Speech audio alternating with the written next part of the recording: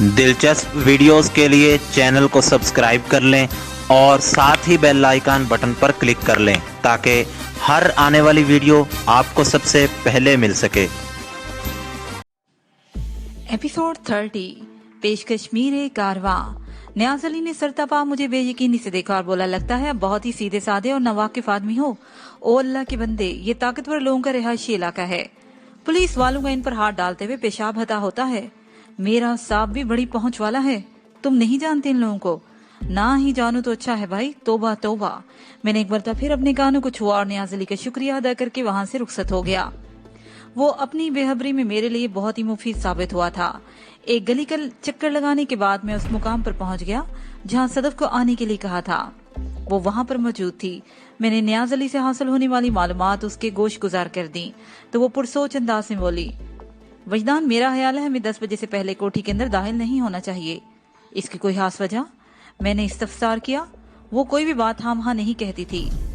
वो बोली, 10 बजे ये महफिल मौसीकी अपने जोबन पर होगी, यानी मेजबान और मेहमान तमाम इस शामियाने के नीचे होंगे जो चौधरी के लान में खड़ा नजर आ रहा है। कोठी के बेशतर मुलाजमीन भी अब साहब लोगों की खिदमत के लिए आस पास ही मौजूद होंगे।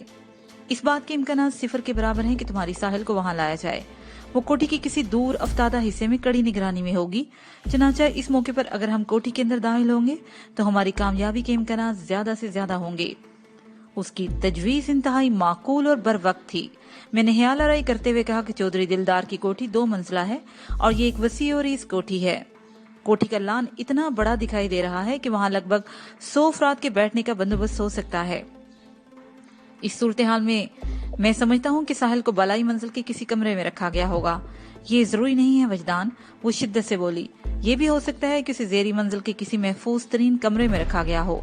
हम किसी भी इम्कान को नजरअंदाज नहीं करेंगे। कोठी में खुफिया तौर पर दाखिल होने के बाद हम पहले जेरी मंजिल को चेक करेंगे, उसके बाद ही बलाई मंजिल का रुख करेंगे।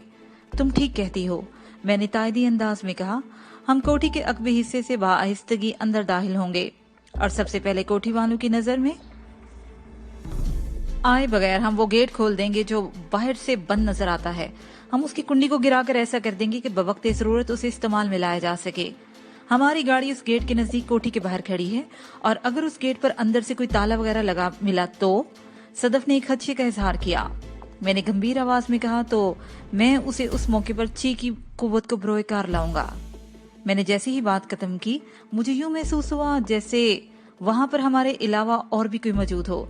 ये एहसास पिछले 2 दिन से इतनी मर्तबा हो चुका था कि अब मैंने उस पर चौंकना छोड़ दिया था। यूं लगता था जैसे ये एहसास मेरा साया बन गया है। पता नहीं कौन सी पुरस्कार और गैर मरई कुव्वत मेरी निगरानी पर मामूर हो गई थी। अगर ये ची का कोई करिश्मा था तो फिर जल्द अज जल्द मुझे इसकी हकीकत जान लेना जरूरी था। वो एहसास मेरे लिए एक चैलेंज की हैसियत इख्तियार करता जा रहा था। सदफ को इस मर्तबा मैंने बावर नहीं होने दिया कि मैं इस वक्त क्या महसूस कर रहा हूँ। वो मेरी बात के खत्म होने पर बोली कि अच्छी की कुव्वत से कोई बंद ताला खोला जा सकता है? बिल्कुल खोला जा सकता है, मैंने सरसरी अंदाज में कहा। फिर मौजू गुफ्तगू को थोड़ा सा मोड़ते हुए सदफ से पूछा, क्या तुम्हें पाइप के जरिए जेरी मंजिल से बलाई मंजिल की तरफ सफर करना आता है? मेरा मतलब है ऊपर चढ़ना। कभी अमली तजर्बे से तो नहीं गुजरना पड़ा, लेकिन मुझे यकीन है कि मैं ऐसा कर लूंगी। वो मजबूत लहजे में बोली। फिर पूछा, तुम क्या करने का इरादा रखते हो? मैंने वजाहत की कोठी के अंदर पहुंचने के बाद जब हम निचली मंजिल चेक कर लेंगे तो ऐन मुमकिन है जीने के जरिए हमें ऊपर जाने का मौका न मिल सके। इस सूरत में हमें पाइपलाइन को वसीला बनाना होगा। ओ अच्छा, वो एक लम्हा सोचने के बाद बोली, एक तरकीब और भी हो सकती है। वो क्या? मेरे ना समझने वाले अंदाज में कहा। वो बोली, तुमने बताया था कि चौधरी दिलदार का बावर्ची अल्लाह रखा अगर हमारे हत्थे चढ़ जाए तो उससे मालूम किया जा सकता है कि साहिल को कोठी के कौन से हिस्से में रखा गया है। इस तरह हमारा बहुत सा वक्त बच जाएगा और हम निहायत ही कम वक्त में अपना काम निपटा लेंगे। आइडिया अच्छा है, मैंने सराहने वाले अंदाज में कहा। लेकिन सवाल ये पैदा होता है, अल्लाह रखा को किस तरह काबू में लाया जाए? वो किस दिन खामोश रहने के बाद बोली, एक काम हो सकता है वजदान, मैं न्याज अहमद से जाकर मिलती हूँ। वो मुझे शक्ल से नहीं जानता, इस तरह अल्लाह रखा भी मुझे नहीं पहचानता। मैं एक चक्कर चलाकर न्याज अहमद को इस बात के लिए तैयार कर लूंगी कि वो थोड़ी देर के लिए अल्लाह रखा को बुला दे। एक दफा अल्लाह रखा मुझ तक पहुंच गया तो मैं उसे बातों में लगाकर दूसरी तरफ ले जाऊंगी। इधर अच्छा खासा अंधेरा है, 2-3 खाली प्लॉट भी पड़े हैं। फिर उसने उस समत इशारा भी कर दिया और बोली, तुम पहले से वहां पहुंच जाओ। तारीकी के बायस तुम उसे नजर नहीं आओगे। मैं जैसे ही अल्लाह रेखा को वहां लेकर आऊंगी, तुम उसे अपनी गिरफ्त में ले लेना। जब उसकी गर्दन तुम्हारे चुंगल में होगी तो फिर उसकी जुबान तुम्हारी मर्जी की बोलेगी। क्या मैं गलत कह रही हूँ? मैं तारीफी निगाह से उस 5 फुट की महजबी को देखने लगा। इस तौसीफ में हैरत का अंसर गालब था। पस्ता कामती पर उसका भरा भरा बदन क़यामत-ए सुगरा का नक्शा पेश कर रहा था। वो अहले हुस्न ही नहीं, अहले अक्ल भी थी। उसका मंसूबा मेरे दिल को लगा। मैंने फैसला कुन लहजे में कहा, ठीक है, मैं इस तारीख गोशे की तरफ जा रहा हूं, तो अपने हुस्न का जादू जगाने की कोशिश करो। बात खत्म करते ही मैं अमल में आ गया। उसी लम्हे मुझे महसूस हुआ कोई और भी मेरे साथ ही हरकत में आया है। मैं अपने नादीदा एहसास की मैयत में मतलूबा मुकाम तक पहुंच गया। उस हाली अहाते में जा बजा आदम कद झाड़ियां उगाई थी। मैं एक झाड़ी के अकब में खड़ा होकर सदफ का इंतजार करने लगा। इंतजार 5 मिनट से ज्यादा तवालत इख्तियार कर गया, तो मैंने अपने एहसास को चेक करने का फैसला कर लिया। मैं इस वक्त झाड़ी के पीछे खड़ा महसूस कर रहा था कि कोई मेरे करीब मौजूद है। मैंने सरगोशियाना अंदाज में उसे पुकारा, हेलो। मुझे सरगोशियाना अंदाज में ही जवाब मिला, हेलो। पहले तो मैंने यही समझा कि मेरी समात को धोखा हुआ है। बिल्कुल मेरे ही लबो लहजे में उस पुरस्कार कुव्वत ने भी हेलो कहा था। मैं उसे अपनी आवाज की बाज़गश्त नहीं समझ सकता था, क्योंकि इस वक्त मैं जिस मुकाम पर खड़ा था वहां इको पैदा होने के आसार नहीं थे। इको नामी क्वालिटी ऑफ साउंड महसूस हालात में ही पैदा होती है। मेरे पूरे बदन में सनसनाहट सी होने लगी। इस हालत में किसी शक शुबे की गुंजाइश बाकी नहीं रही थी कि मेरे इंतहाई करीब कोई मौजूद था जो मेरे लिए नादीदा था, लेकिन उसकी आवाज मेरी समात तक रसाई हासिल कर रही थी। हैरत अंगेज तौर पर मुझे इस पुरस्कार कुव्वत से मैं खौफज़दा नहीं था। मुझे वो सब अजीब सा तो लग रहा था, लेकिन मैं उसमें डर वाली कोई बात नहीं थी। मैंने सोचा जब तक सदफ अल्लाह रखा को लेकर यहाँ आती है, मुझे इस नादीदा हस्ती से कलाम करना चाहिए। सबसे ज्यादा ताजुबेज बात यह थी कि वो मेरी आवाज में बोलता या बोलती थी। बोलता इसलिए कि उसका लबो लहजा मेरी तरह था, और बोलती का इम्कान इसलिए छोड़ रहा हूँ कि मुमकिन है कि वो हस्ती कोई फीमेल हो। अभी तक मैं उसके बारे में हतमी तौर पर कुछ भी नहीं कह सकता था। फिर कबल इसके कि मैं उस हस्ती से बाकायदा मुकालमा करता, नजदीक आते हुए कदमों की आवाज मुझ तक पहुंची। उसके साथ ही सदफ के किसी के साथ बातें करने की आवाज भी उभर रही थी। मैं समझ गया सदफ हमारे मतलूबा शिकार को घेर लाई है। मैंने नादीदा हस्ती से गुफ्तगू को फिलहाल पसे पुश डाला और पूरी तवज्जो से सदफ का इंतजार करने लगा। वो लम्हा बलम्हा मेरे नजदीक आ रही थी। मैंने नादीदा और पुरस्कार कुव्वत को नजरअंदाज कर दिया था, लेकिन वो मुझे नहीं भूली। उसी लम्हे मुझे यूं महसूस हुआ जैसे मकनातीसी लहरों से बना हुआ कोई जिस्म मेरे अंदर दाखिल हो रहा है। मैंने वाज़ेह तौर पर उस कुव्वत को अपने बदन का हिस्सा बनते हुए महसूस कर लिया। ये एक अनोखा एहसास था जिसे अल्फाज में बयान करना मुमकिन नहीं। मैंने अपनी तवज्जो सदफ और अल्लाह रखे के जानब मबजूल कर दी। उस वक्त मैं किसी चाकू चुबंद चीते की मानंद अलर्ट खड़ा था। फिर जैसे ही शिकार मेरी रेंज में आया, मैंने एक तवील जस भरकर उसे दबोच लिया। अगले ही लम्हे में उसे घसीटकर झाड़ी के पीछे ला चुका था। अल्लाह रखा की गर्दन मेरे बाजू के शिकंजे में इस तरह कस चुकी थी कि वो किसी किस्म की हरकत करने के काबिल नहीं रहा था। वो एक नहायत ही खतरनाक किस्म का नेक लॉक था। अल्लाह रखा की उम्र 55 के करीब रही होगी। उसकी सेहत ज्यादा अच्छी नहीं थी, इसलिए उसने किसी खास मुजाहमत का मुजाहरा नहीं किया। मैंने उसकी गर्दन पर बाजू का दबाव कदरे कम करते हुए धमकी अमेज लहजे में कहा, अल्लाह रखा, तुम्हें अल्लाह ने सिर्फ इसलिए रखा हुआ है कि तुम भोले भटके लोगों की रहनुमाई कर सको। अगर तुमने मुझसे तावन नहीं किया तो समझ लेना आज तुम्हारी जिंदगी का आखिरी दिन होगा। मैंने पूरी सफाकी से कहा, हमारे बारे में कोई सवाल ना करो, बस इतना जान लो कि हम मौत के फरिश्ते हैं। अगर तुमने मेरे सवालात के बिल्कुल दुरुस्त जवाबात ना दिए तो मैंने जुमला अधूरा छोड़ दिया और उसकी गर्दन पर दबाव बढ़ा दिया। मुझे इस कमजोर बावर्ची पर ताकत आजमाने का कोई शौक नहीं था, बल्कि अपने इस अमल से मुझे अफसोस भी हो रहा था, लेकिन ये वक्त की मजबूरी थी। अगर वो पूरी तरह मेरी दहशत के ट्रांस में ना आता तो ऐन मुमकिन था वो मेरे सवालात का जवाब देने की बजाय चीखना चिल्लाना शुरू कर देता, या फिर अचानक दौड़ भी सकता था। इस मौके पर मैं किसी किस्म का रिस्क लेने को तैयार नहीं था। मैं बने बनाए खेल को बिगाड़ना नहीं चाहता था। थोड़ी देर के बाद वो तावन पर आमादा हो गया। मुझे इस पर ज्यादा मेहनत नहीं करना पड़ी।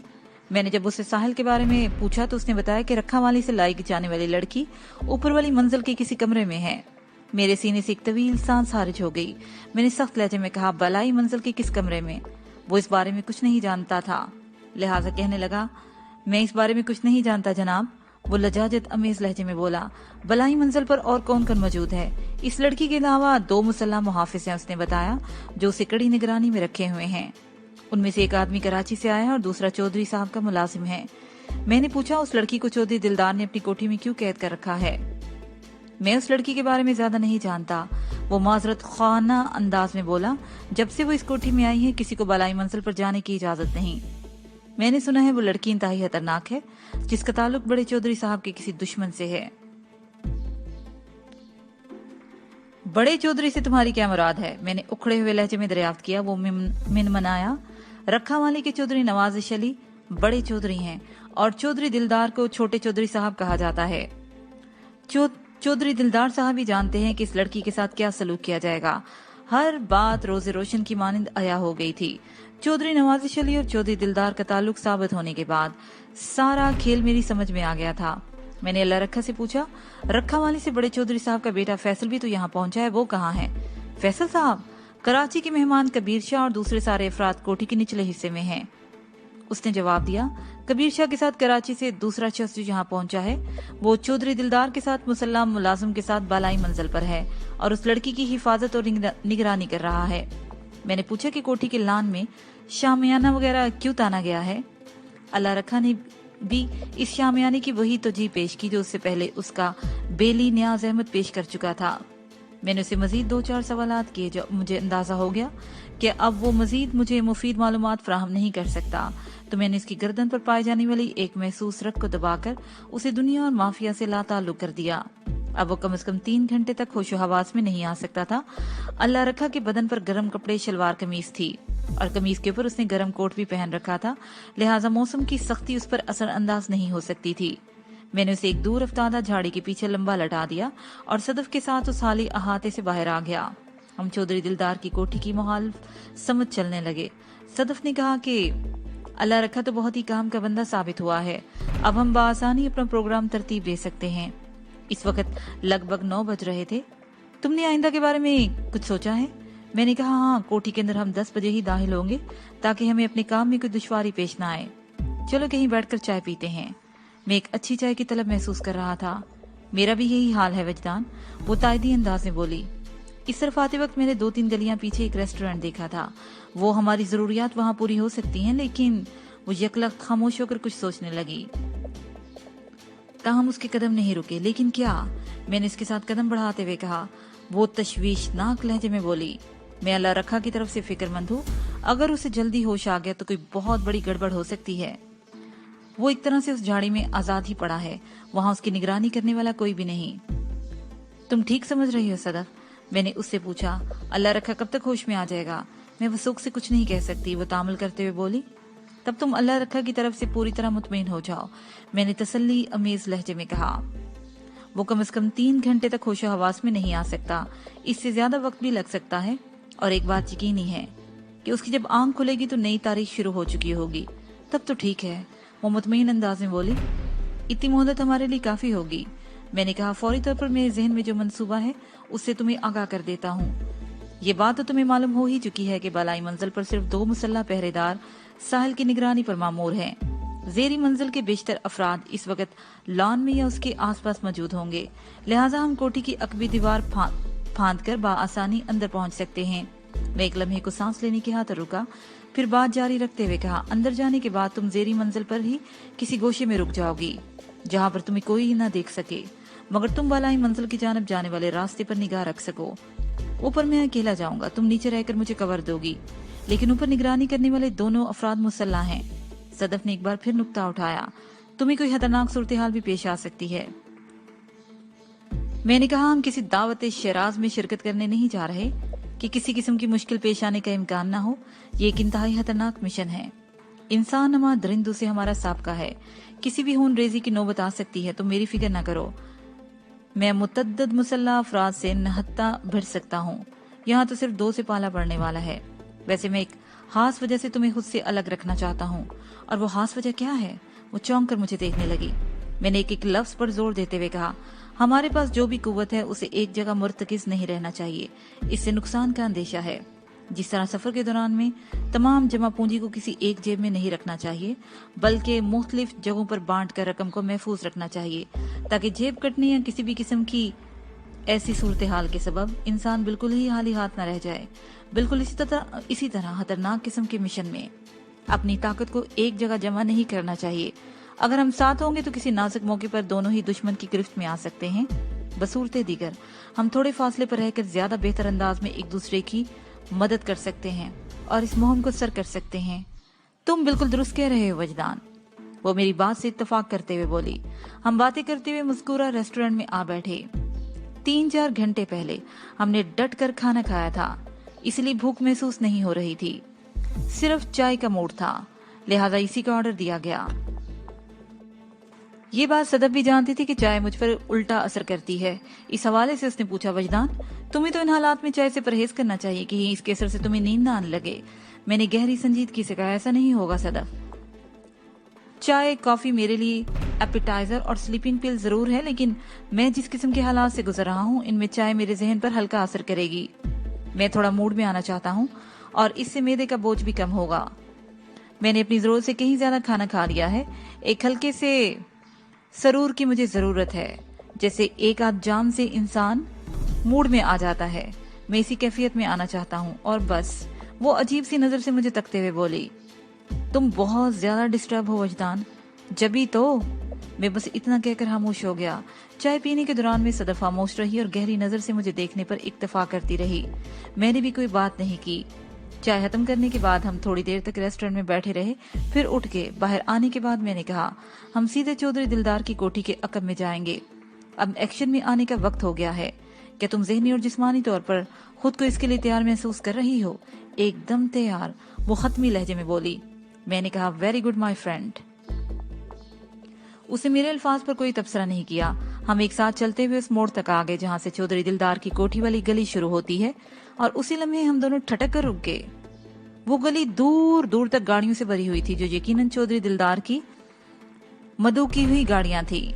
इसका मतलब ये था कि दावत अरूज पर पहुंच चुकी है। हमारे ठटकने और रुकने का सबब वो जीप थी जो गाड़ियों की कतार के आखिरी सिरे पर खड़ी थी, और इस जीप का फासला हमसे सिर्फ इतना था कि हम बासानी उसकी नंबर प्लेट पढ़ सकते थे, 4737। सदफ की हैरत में डूबी हुई आवाज मेरी समात तक पहुंची। ये तो वही शैतान है, बहरूपिया वजदान। मैंने भी उस सफेद छत वाली सुरह लैंड क्रूजर को देख लिया था, जिसके चौड़े टायर उस नकली वजदान की किसी स्याह करतूत की इतला दे रहे थे। जीप उस वक्त खाली थी, वो बहरूपिया इस वक्त अंदर नहीं था। इसका एक ही मतलब था, वो चौधरी दिलदार की कोठी में मौजूद होगा। उसकी टोयोटा फोर्ड WD मेहमानों की गाड़ियों के साथ खड़ी थी, जिससे जाहिर होता था कि वो भी चौधरी की दावत में मदऊ है। तो क्या ये नकली वजदान चौधरी दिलदार की तहलीक है? ये सवाल किसी जहरीले नाक की मानिंद मेरे जहन में फुनकारा, और मैंने सदफ का हाथ पकड़कर उसे अंधेरे में खींच लिया। हम तकरीबन दौड़ते हुए अकबी गली में पहुंचे। वहां नीम तारीकी थी। सदफ ने उलझनज़दा लहजे में कहा, लगता है वो मरदूद इस वक्त चौधरी की कोठी के अंदर है, हुआ करे। मैंने बेपरवाही से कहा। मेरा लहजा अचानक संगीन हो गया था। सदफ ने मेरे साथ कदम बढ़ाते हुए कहा, क्या इन हालात में हम अपने तयशुदा प्रोग्राम पर अमल करेंगे या किसी तब्दीली का इम्कान है? किसी तब्दीली का इम्कान है और ना ही वक्त है। मैं भराई हुई आवाज में बोला, आज हर उलझन सुलझन में बदल जाएगी। अगर नकली वजदान चौधरी दिलदार का मोहरा है तो उससे निपटने का वक्त आ गया है। असल के सामने नकल का चिराग नहीं चलेगा। चौधरी दिलदार को शय मात होकर रहेगी। मेरे तेवर देखते हुए सदफ ने मजीद कोई सवाल नहीं किया। हम जल्दी से चौधरी दिलदार की कोठी के अकब में पहुंच गए। यहाँ मुकम्मल अंधेरा था। गली के नुक्कड़ पर जलने वाले बल्ब की रोशनी यहाँ तक नहीं पहुंच रही थी। ये हमारे हक में बेहतर था। हम जिस किस्म की कार्रवाई करने जा रहे थे उसके लिए मुकम्मल तारीकी बहुत ज्यादा मुफीद साबित होती। सदफ मेरे साथ जुड़कर खड़ी थी। मैंने उसके चेहरे को करीब अपना मुंह ले जाते हुए ठहरी आवाज में कहा, मैं तुम्हें ऊपर उठाता हूँ, तुम दीवार के ऊपर से झांक कर अंदर देखो। अगर इस जानिब कोई मौजूद ना हो तो तुम दीवार पर चढ़ जाना। तुमने जॉगर्स पहन रखे हैं, अंदर कूदने में तुम्हें किसी दिक्कत का सामना नहीं करना पड़ेगा। और उसकी आवाज ने मेरी समात में सरसराहट पैदा की। मैंने अपने गाल पर उसके सांसों की तपिश बहुत वाज़िया महसूस की थी। मैंने ठोस लहजे में कहा, मैं तुम्हारे बाद अंदर कूदूंगा, क्या तुम एक्शन के लिए तैयार हो? उसने किसी मुस्तैद कमांडो की तरह इस बात में सर को हफीफ सा झटका दिया। मैंने इस पॉकेट साइज हसीना को दीवार के साथ खड़ा किया। उसका चेहरा दीवार की जानिब था। मैंने उसकी कमर में हाथ डालकर उसे ऊपर उठाया, जैसे वेट लिफ्टर एक किसी वेट को उठाते हैं। उसका गुदाज वजन हवा में उठ गया। मैंने उसके कूलों को सहारा देकर मजीद बुलंद कर दिया। वो दीवार का किनारा पकड़कर ऊपर उठ गई। अब वो मेरे सहारे के बगैर दीवार पर टिकी हुई थी। मैं उसकी जानिब से किसी इशारे का मुंतजिर था और उसी लम्हे उसने कहा कि सब ठीक है, और फिर मेरी तायद पाकर कोठी के अंदर कूद गई। मेरे सीने से इत्मीनान भरी सांस खारिज हो गई। इस इत्मीनान की उम्र एक लम्हे से भी कम साबित हुई, क्योंकि उसी लम्हे कोठी से फायरिंग की आवाज गूंज उठी। मैंने वाज़ेह तौर पर महसूस किया था कि फायरिंग कोठी के उस हिस्से में हो रही थी जहां शामियाना लगा हुआ था। गोया तकरीब में कोई गड़बड़ हो गई थी। इससे पहले मैं ये फैसला करता कि कोठी के अंदर कूदूं या नहीं, एक यख बस्ता आहनी नाल मेरी गुद्दी से आकर टिक गई। फिर एक गुर्राती हुई आवाज ने मुझे तहकमाना अंदाज में कहा, हैंड्स अप। बेसाख्ता मैंने दोनों हाथ हवा में बुलंद कर दिए। दुनिया का हर कमजोर ताकतवर से डरता है, उसके आगे झुकता है। अपनी सालमियत की खातिर उसे जबरदस्त की बात मानना ही पड़ती है, वरना वो अपनी ताकत और इख्तियार के बल पर जबरदस्त को कुचल कर रख देता है। लेकिन बाज़ औक़ात शेर को सवा शेर पर सबकत हासिल हो ही जाती है। कमजोर का कोई दाव चल जाता है और वो ताकतवर को मजबूर करने में कामयाब हो जाता है। मैंने वक्ती मजबूरी के तहत दोनों हाथ उठा दिए थे, लेकिन इसका मतलब ये नहीं था कि मैं उसे जबरदस्त तस्लीम भी कर लेता। मैंने उसके हुक्म की तामील करना और उसके हुक्म का मानना मेरे नजदीक मेरा ये एक झांसा था। किसी को जेर दाम लाने के लिए फर्माबरदारी से बड़ा हुनर और कोई नहीं हो सकता। मैंने गर्म बरदार की गर्राहट से लबरेज धमकी पर खुद को हैंड्स अप कर लिया। वो यही समझा कि मुझे जेर करने में कामयाब हो गया है, मगर ये उसकी भूल थी और वक्त के ऐसे संगीन लम्हात की किसी नन्ही सी भूल को भी माफ नहीं करते। मैंने पलक झपकने में उस सफाक आहनीनाल के लम्ह से अंदाजा लगा लिया था कि मुझे हैंड्स अप ऐसे अहकाम देने वाले के हाथ में है कि एक खतरनाक के मौजूद है। मुझे हवा में हाथ बुलंद करते देखकर उसके हलक से गर्राहट खारिज हुई, खामोशी से घूम जाओ। मैं वाकई खामोशी से घूम गया। मेरी जुबान से एक लफ्ज अदा न हुआ, अलबत्ता मेरे हाथ पांव तारीकी का फायदा उठाकर खामोश जुबान दराजी पर उतर आए। मैं जैसे ही घूमा, उस शख्स ने अपनी क्लाशनकोफ को मेरी गर्दन से हटा लिया। मेरे लिए इतनी मोहलत काफी थी। मैंने एक तवील जस भरी, फिर मैंने अपने उठे हुए हाथों को दुश्मन के कंधों पर टिकाकर बिजली की सूरत से एक हैंड स्प्रिंग लगाया। उसके शानों ने मेरे हाथों के लिए पुश पैड का काम किया था।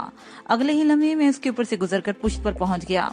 इतने बुलंद और मुतहर्रिक टारगेट से पुश लेना आसान काम नहीं। रोमानिया की मोनिका इस फन में ताक है। ये जिम्नास्टिक का एक मुश्किल स्टेप समझा जाता है, जिसमें जरा सी कोताही खतरनाक चोट दे सकती है। मैंने प्रवास के दौरान में इस बात का खास तौर पर ख्याल रखा था कि गन बरदार शख्स मुझे निशाना बनाकर फायरिंग न कर सके। मुझे अपने मकसद में 100% कामयाबी हासिल हुई। वो शख्स बौखलाहट और हैरत के मिले जुले तासरात के साथ मेरी जानिब पलटा, लेकिन अब मैं उससे इतने फासले पर पहुंच चुका था कि उसे अपनी जानिब गन सीधी करने का मौका फराहम नहीं कर सकता था। उस शख्स ने जैसे ही मुझे निशाना बनाने के लिए अपने हाथों को हरकत दी, मैंने तेजी से खतरनाक क्रीसेंट की उसके चेहरे पर जड़ दी। बेसाख्ता उस गनबरदार के हाथ ऊपर को उठ गए। उसी लम्हे मैंने नीचे बैठे हुए उसे बैक स्वीप मारी। वो पहले तो अपना तवाज़ुन खो बैठा और स्वीप ने उसे जमीन बोस कर दिया। उसी लम्हे कोठी के सामने वाले हिस्से में दोबारा फायरिंग होने लगी। उसके साथ ही लोगों की चीखों पर मुश्तमिल शोर भी बुलंद हुआ। इन चीखों में बाज लोगों के अहकाम बरदार आवाजें भी शामिल थी। वो निहायत ही तशवीशनाक लम्हात थे और इन लम्हात की संगीनी उस सूरत में और भी बढ़ जाती थी कि मेरी जानसार साथी सदफ कोठी के अंदर पहुंच चुकी थी। मुझे भी पहली फुर्सत में अंदर जाना था और इस इकदाम से कबल गन बरदार से तसल्ली बख्श निपटाव भी जरूरी था। जमीन बोस होते वक्त क्लाशनकोफ उसके हाथ से निकलकर दूर जा गिरी थी। वो जमीन से उठने के बाद उसी समत बढ़ा जहां क्लाशनकोफ पड़ी थी, लेकिन मैंने उसकी ये कोशिश नाकामयाब बना दी। मैंने तेजी से आगे बढ़कर उसे कॉलर से दबोचा और एक झटके से उसे पीछे खींच लिया। हमारे दरमियान फासला कम हुआ तो उसे ताले आजमाई का शौक चुराया। उसने गर्दन बोड़कर मुझे देखा और मेरा गिरबान पकड़ने की कोशिश की।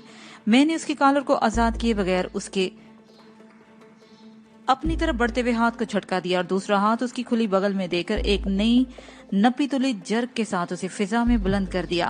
फिर मैंने उसे हाथ पांव झटकने का मौका नहीं दिया और थ्रो के अंदाज में से दूर उछाल दिया। वो कमर के बल पुख्ता दीवार से टकराया। उसके हलक से एक वहशतनाक चीख बुलंद हुई और टकराव के बाद वहीं अकबी गली की जमीन पर ही ढेर हो गया। वो कोठी की निगरानी पर मामूर चौधरी दिलदार का आदमी था, जिसे नजर बचाकर हमारी सरगर्मी नोटिस कर ली थी और रोकथाम के लिए हमारी जानिब आ गया था और ये रोकथाम उसे खासी महंगी पड़ी थी। मैंने उसके नजदीक पहुंचकर उसका तनकीदी जायजा लिया। वो मुझे हासा कसम पुरसी की हालत में नजर आया। दीवार के टकराव ने कमर के अलावा उसकी खोपड़ी को भी शदीद नुकसान पहुंचाया था और उसके चटहे हुए नारियल ज़दा सर से खून जारी हो गया था। मेरे पास इतना वक्त नहीं था कि मैं उसके उठने का इंतजार करता। कोठी के अंदर की सूरत हाल हासी संगीन हो चुकी थी। वैसे जख्मी शख्स की कंडीशन बता रही थी कि वो खुद अपने पांव पर चलकर वहां से जा नहीं सकेगा। वो फौरी तौर पर हमारे लिए खतरनाक साबित नहीं हो सकता था। इसीलिए मैंने उस पर और उसकी क्लाशनकोफ पर लानत भेजी और बड़ी ही महारत से कोठी की अकबी दीवार फलांग कर अंदर पहुंच गया। सदफ एक आड़ में खड़ी मेरा इंतजार कर रही थी। मेरी निगाह बहुत जल्द उस शेर दिल हसीना तक पहुंच गई। मैं फौरन से बेशतर उसके नजदीक पहुंच गया। उसने मेरी समात में सरगोशी की। वजदान कोठी के अगले हिस्से में जबरदस्त गड़बड़ महसूस हो रही है। लगता है वहां कोई हंगामा वगैरह हो गया है। एक दो मरतबा फायरिंग की आवाज सुनी है मैंने और मुसलसल अफरा तफरी की आवाजें भी आ रही हैं। फायरिंग की आवाज तो मैंने भी सुनी है। जवाबन मैंने भी सरगोशियाना अंदाज इख्तियार कर लिया। हमारी कार्रवाई के लिए इससे ज्यादा मौजू मौका और कोई नहीं हो सकता। इन लोगों की तवज्जो दूसरी जानब होगी। तुम ठीक कहते हो, उस बाती अंदाज में अपने सर को हरकत देते हुए बोली। फिर पूछा, तुम्हें अंदर आने में इतनी देर कैसे हो गई थी? मैं तुम्हारे बारे में बहुत ही परेशान हो रही थी। मैं सही सलामत और जिंदा तुम्हारे सामने मौजूद हूँ। मैंने कहा, तुम्हें इत्मीनान हो जाना चाहिए। बाद में अपनी ताहीर की वजह भी बयान कर दूंगा। हमारे दरमियान इस मिशन के लिए मनसूबाबंदी पहले से ही तय थी। सदफ ने कोठी की जेरी मंजिल पर रुककर मुझे कवर देना था और मुझे बलाई मंजिल पर साहिल की तरफ जाना था, जहाँ पर 2 मुस्तद और मुसल्ला पहरेदार साहिल की निगरानी पर मामूर थे। उस वक्त मेरे पास असले के नाम पर सिर्फ एक रिवाल्वर था, जो मंशा की मुस्लिम टाउन वाली कोठी में मैंने ड्राइवर रियाज अली से छीना था। रियाज अली इस वक्त पता नहीं किस साल में होगा। मैं उसे वहां बेहोश छोड़ आया था। हमने निगाहों ही निगाहों में अपने मंसूबे पर अमल करने का इशारा दे दिया। फिर इससे पहले कि हम अपनी अपनी राह पकड़ते, मुतअद्दिद दौड़ते हुए कदमों की आवाजें सुनाई दी। चंद अफराद बड़ी ही अफरा तफरी के आलम में कोठी के बैरूनी हिस्से की जानिब से आ रहे थे। हम उस वक्त पाए बाग के एक तारीख महफूज गोशे में खड़े थे। हम पर किसी की नजर नहीं पड़ सकती थी कि उस अचानक होने वाली फायरिंग ने बड़ी ही गड़बड़ फैला दी थी। अभी तक हमें फायरिंग का सबब मालूम नहीं हो सका। ताहम उस अफ्ताद ने वक्ती तौर पर हमारे प्रोग्राम में रहना जरूर डाल दिया था। मैं खामोश खड़ा चुकन्नी नजर से अंदरूनी हिस्से को देख रहा था। वो जगह हमसे ज्यादा फासले पर नहीं थी। फिर इन दौड़ते हुए कदमों के साथ चंद इंसानी आवाजें भी शामिल हो गईं। चढ़ी हुई शान से जाहिर करती थी कि वो आवाजें दौड़ने वालों की ही हैं। किसी की भारी भरकम जंजलाहट मेरी समात तक पहुंची। उस आवाज में एक महसूस किस्म की गूंज या रोब पाया जाता था। यार फैसल, तुम्हारे अब्बा जी ने हाँ उस शख्स को हवा बना दिया है। मुझे तो बहुत ही डरपोक लगा है। देखा किस तरह दुम दबाकर भाग गया। मैं तनकर खड़ा हो गया। मेरे तमाम ज़ाहरी और बातनी हवास एक नुक्ते पर मुज्तमा हो गए। फैसल बड़े चौधरी नवाजिश अली का बेटा था और अभी तक मेरा उससे सामना नहीं हुआ था। ताहम उसके बारे में मैंने अच्छी खासी मालूमात जमा कर ली थी। उसे मुखातब करने वाला यकीनी तौर पर छोटा चौधरी दिलदार था। मैंने फैसल का जवाब भी सुना, जिसके अंदाज में झुंझलाहट थी। चौधरी साहब, उस शख्स ने अब्बाजी को एक तवील अरसे से मुसीबत में मुब्तला कर रखा है। फैसल के लहजे में हकारत दर आई। लेकिन मैं आपकी बात से इत्तफाक नहीं कर सकता। ये शख्स बुज़दिल या कमजोर नहीं।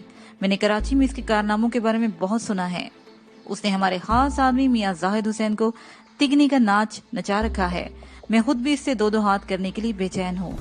मगर मैंने जब भी अब्बा जी से अपनी ख्वाहिश का इजहार किया, उन्होंने ये कहकर सख्ती से मना कर दिया कि अभी इसका वक्त नहीं आया। मेरी बजाय वो अपने हरकारों को दारा और तारा से काम लेते रहे। वो लोग मेरे बारे में गुफ्तगू कर रहे थे और मेरे डरपोक और बुज़दिल होने को भी ज़ेरे बहस ला रहे थे। फौरी तौर पर मेरी समझ में नहीं आया कि कोठी में मचने वाली मौजूदा हलचल से मेरा क्या ताल्लुक है।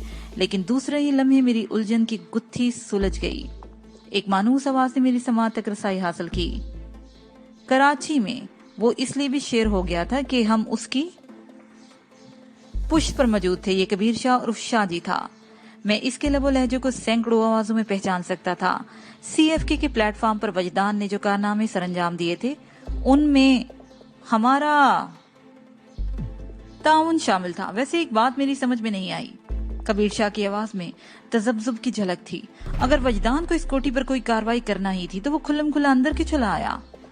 इंतहा को छूता हुआ ये एतमाद बेवकूफी के जुमरे में आता है और मेरे ख्याल में वजदान इतना अहमक नहीं हो सकता। मेरे कान खड़े हो गए। उसी वक्त चौधरी दिलदार के अल्फाज मुझ तक पहुंचे। उस हमाकत का मजा भी चख लिया उसने। अपनी सुरह लैंड क्रूजर के साथ ही उसे सर पर पांव रखकर वहां से फरार होना पड़ा। मेरे आदमियों की फायरिंग ने उसे छक्के छुड़ा दिए और वो जरा सा तवक्कुफ करने के बाद बोला, मैंने अपने जो खतरनाक आदमी उसके ताकब में रवाना किए हैं वो उसकी जान के अजाब हो जाएंगे। तुम देख लेना शाहजी, वजदान और उसकी सुरह जीप बहुत जल्द हमारे सामने होगी। कबीर शाह ने कहा, ये मनहूस इसी सुरह जीप के साथ साउथ के करीब भी देखा गया था। मैं इस वाकये की तफसील आपको बता चुका हूँ।